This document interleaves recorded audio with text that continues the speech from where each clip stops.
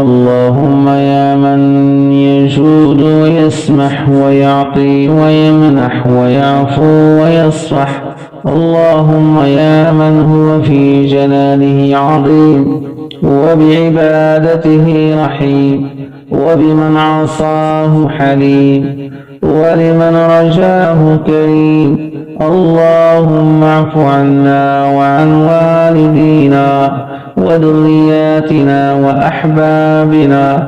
وأحبابنا أجمعين، واغفر لنا وارحمنا برحمتك يا أرحم الراحمين.